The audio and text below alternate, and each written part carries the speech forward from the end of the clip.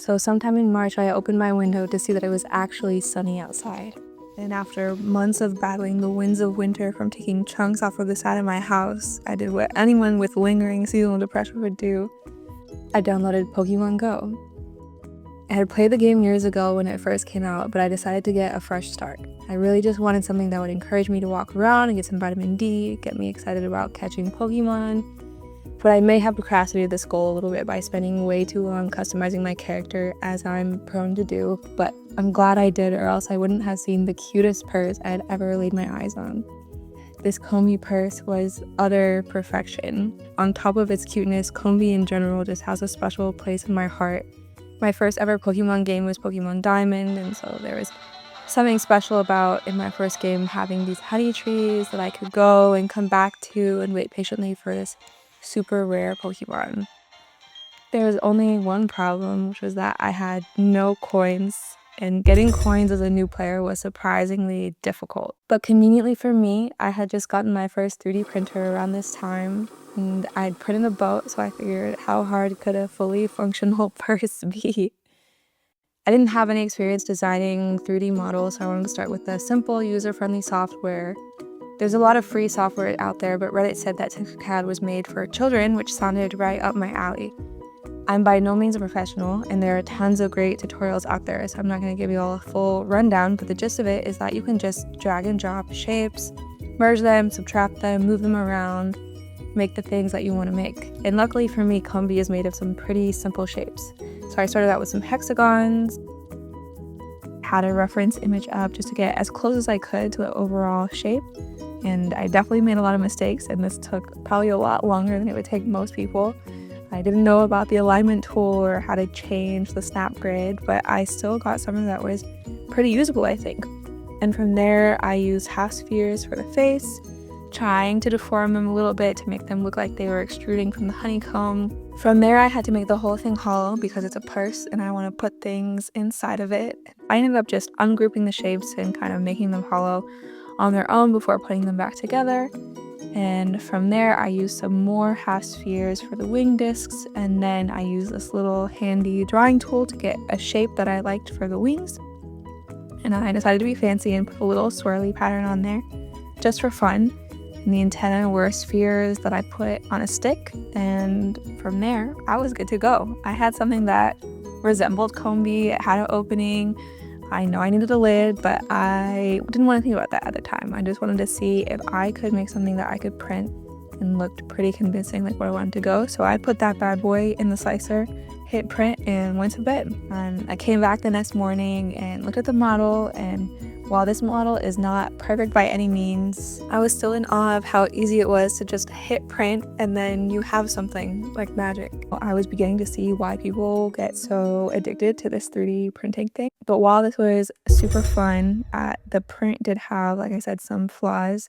The first being the holes in the wings. While printing the wings vertically was probably not the best idea because it required these supports that were very difficult to remove.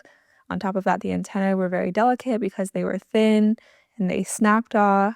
And I also didn't like the shape of the spheres. I had some holes. And so to address all those issues before I scaled up, I just went back into TinkerCAD, made some edits, changed the shape of the antenna also. I didn't like the spheres. And then I brought everything back to the slicer and scaled it up to 600% to make my final purse. I was printing this in clear filament because that was the only spool of PETG I had when I first bought the printer, and I wanted to get the purse as soon as possible, and I wanted to use PETG because I wanted it to have a little more outdoor durability so I could wear it around outside without worry of the heat and the UV rays really deforming it or causing any issues. The print started off well. So I went to work, but when I checked back on the print in my video feed later in the day, I noticed something pretty devastating. Some of the supports had fallen down, and maybe this was what I was owed for not really cleaning my build plate or thinking through the massively tall design that required these tall, skinny supports. But I wanted to salvage what was going on. I didn't want to lose the print. So I just melted the supports with a lighter and stuck them back on where I thought they would kind of go, and that for the most part worked. Actually, the support stayed on and they weren't completely lined up, but they were fine enough where they caught all of the excessive stringing, and then eventually the model just kind of fixed itself and printed fine.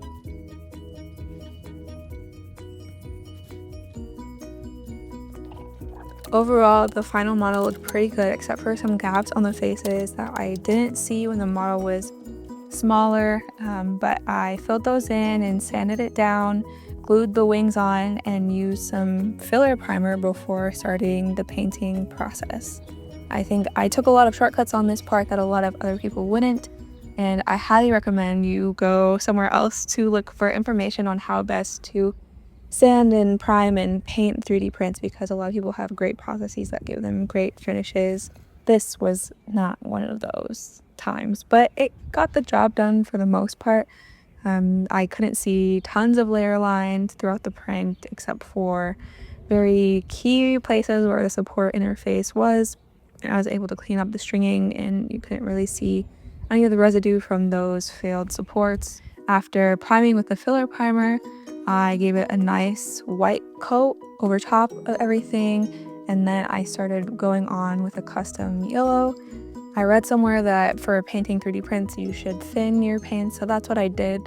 But I actually kind of regret it for this yellow because as I add more on, like different types of orange starts to shine through. I'm pretty sure I mixed it really well, but the way it was thin was just layering in this interesting way that didn't make it look like a solid color like an animated Pokemon would look. Also, like I said, this one gross sides where the supports were touching that was so lumpy that it soaked up the paint like a sponge and took forever to dry. This was a great learning lesson to try to put support interfaces on the inside of the purse or where things aren't going to be so obvious, and also maybe to probably sand down the surface a lot more so you don't have to deal with these things while you're painting. But like I said, I'm impatient. So after getting the whole body yellowed, I painted the orange frame around on the honeycombs and then went to work on the antenna and the faces with black. Now, I am definitely not a master painter, but I felt pretty alright about how this went. While it's not super realistic, it's definitely cute, and I know what it is. At least I don't know about you guys. I don't know if it looks horrifying, but I kind of liked what was going on. And you may have noticed that I haven't at all mentioned about how the purse is going to open and close, and this was because I was trying really hard not to think about it. This was like a very complicated added point to the design that I searched for and couldn't find a solution that I thought would be very easy for me to implement in the situation on Tinkercad. So for this print, I just decided to print the lid in two separate pieces that I glued onto fabric, and voila, I had the final result. She's cute, she's functional, she opens, she closes, things fit inside, but if we're being honest with ourselves, she definitely could be improved. The face is cute, but not that realistic, and the face shape for me is too circular. It definitely looks like it was made out of amalgamation of shapes as opposed to being Combee, like a bee that has more organic face. And I mean, the lid is just janky. So I opened Tinkercad back up again. The biggest thing I changed in this model was starting with these paraboloid shapes instead of the half spheres for the face. And this helps me get a better, more hexagon-like shape at the bottom while staying relatively rounded at the top. I also bolt out the body a little bit to make it easier to stick my hand in there. I feel like I needed more room than what I had in my prototype. And then I took the whole model to Blender to smooth out the faces, make them round and make them organic. For this, I used just a quick 5-minute Blender tutorial, but basically the main thing I learned was how to use a smoothing tool, which makes everything so much easier. I actually really like this workflow of making shapes, making forms in Tinkercad, and then going to Blender, really just to smooth things out and make it look more real. I'm just going around and smoothing these paraboloids until I get the feeling that these really were bees popping out from the honeycomb instead of just geometric blocks. I also hid the seams that came from beveling the edges of the hexagons in Tinkercad. Once that was done, I had the very time-consuming task of breaking up the model. While my paint job was okay, I really did not love the whole process. It was very time consuming, very difficult to master, and would probably require many more rounds of sanding and painting and priming and sanding to really get a finish that I would like. So to avoid all of that, I wanted to print the colors as they were, and even better, print the colors separately and then assemble them together so I could not waste so much filament on making a multicolored print. I would know because I do quite a few of these and they can get out of hand. This means I had to cut out the face plates in the front and the back, and the hardest part was making the face shapes. I used some ovals and a circle cut in half for the eyes and the mouth. I wanted to keep all of the different types of faces I had in my first design. So again, I'm using a reference to try to get them as close to Combee as possible. And this time I also wanted to make a female Combee. So for this, I used a box to make the little forehead diamond. And I also made this bee stripe just by slicing a chunk from the model and then deleting the other two stripes. I also took the wing into Blender to give it those soft round swirlies that I was trying to get in my very first model. And once I was done, I put all of these different parts into the slicer, making sure to orient the purse so that the supports would be on the inside and I wouldn't have to worry about those ugly surfaces making the outside look weird. And I color them accordingly and hit print. This time the supports didn't fail, but my spool did. Just absolutely exploded itself. I thought I could get away with printing it in a few different janky ways, and in the end I found a solution just with some masking tape to keep the spool together to get the job done until the print finished. I have this psychological problem where I don't like looking at things that make me upset, so I guess I failed to record the rest of my troubles with this model, so I made y'all a PowerPoint instead. The first problem I had should be very obvious from the picture, but I feel like I was still using way too much support. I mean, just sitting on a mountain of support, and it's really wasteful, and I also feel like this increases chance for failure. The second was that there are holes in the model that were not apparent in Tinkercad until this was scaled 600% in the slicer. And you can see like in the face here and around the edges where I subtracted the faceplate from the body, it's see-through, there's nothing there, which isn't great. And I thought I might be able to cover this up with the faceplate and the face pieces, but when I printed those, they didn't even fit on, and neither did the wing discs or the face pieces. So I went back to the drawing board again. One of the changes I made was to give all the face pieces a completely flat surface so they could sit on the print bed and not have any funky orientations and curves that made them barely attached. Before, they were round and they roughly followed the curve of the face, which made them difficult to print accurately, I think. And next was to make the holes I used to cut into the body bigger than the pieces themselves, so I could actually shove the pieces into the holes once it was printed.